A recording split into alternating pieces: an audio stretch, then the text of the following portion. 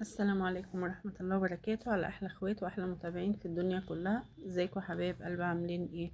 الفيديو النهاردة اللي هنتكلم فيه بصراحة مش عارفة الواحد يبتدي ازاي ولا يقول ايه.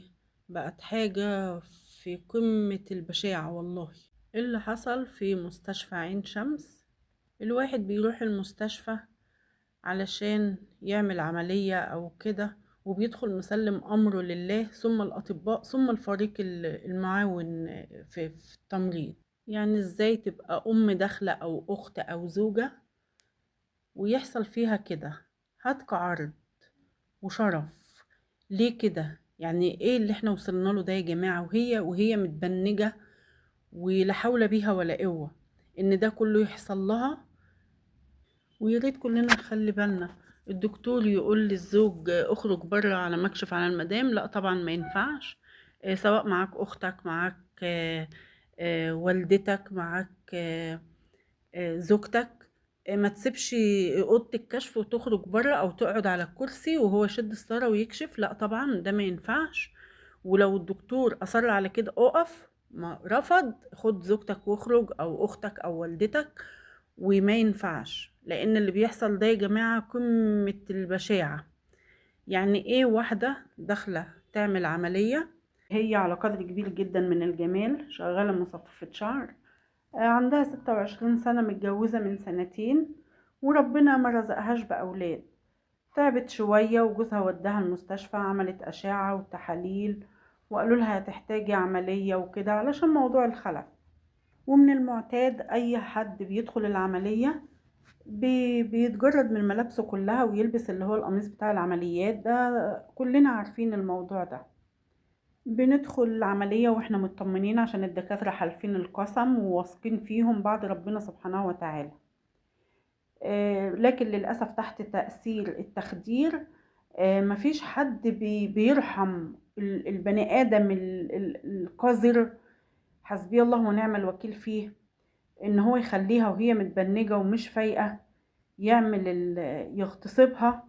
وبعد اللي حصل يروح وصورها وهو معاها، وبعد كده بعد ما فاقت بيقول لها انا عملت 1 2 3 وادي الصور بتاعتك معايا، ولو اتكلمتي او فتحتي بقك هفضحك وهنزل الصور وهعمل. فالبنت يا عيني من الفجأة واللي حصل مش مستوعبة ايه اللي بيحصل. واحدة تحت تأثير التخدير فمش مستوعبة، وهو مساعد التمريض عنده 25 سنة. هي ما قدرتش تقاوم، لكن بعد كده اما فاقت وحاولت ان هي تجمع كل اللي حصل، قالت لزوجها، لانها فعلا واحدة حرة وواحدة شريفة، واتهتك عرضها فورا. اتصل على الشرطة والامن في المستشفى وتم القبض على مساعد التمريض بالموبايل اللي كان معاه وصور بيه وهو بيهتك عرضها وبيغتصبها. يبقى من هنا ورايح كل واحد مودي زوجته او والدته او اخته تعمل عملية يصر على ان هو يدخل معاها اوضه العمليات واوضه الافاقة، لان اللي حصل ده حصل في اوضه الافاقة. واكيد الولد ده عمل كده مع مرضى كتير، وللاسف في ستات كتيرة ما بترضاش تتكلم او بنات ما بترضاش تتكلم خوف من الفضيحة. والمفروض كل المستشفيات الحكومية والخاصة المفروض يبقى فيها كاميرا مراقبة. معلش دي أرواح وشرف وعرض. يعني ايه ان السوبر ماركت بتلاقي فيه كاميرات في كل مكان عشان صاحب المحل خايف شوكولاتة تتاخد او كيس شيبسي؟ طيب ايه حال بقى شرفنا وعرضنا؟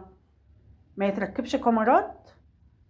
لا، الواحد بعد كده لازم يروح يعني لا قدر الله يشوف المكان اللي هيتعمل فيه العملية ومتأمن الدنيا تمام هناك.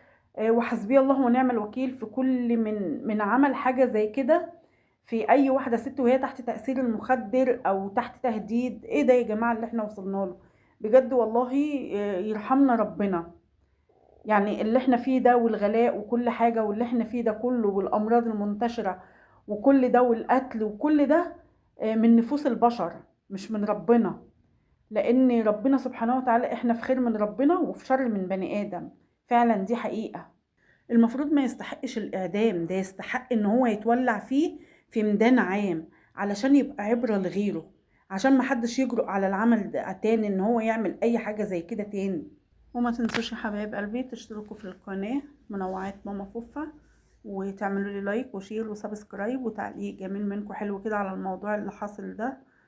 والسلام عليكم ورحمة الله وبركاته.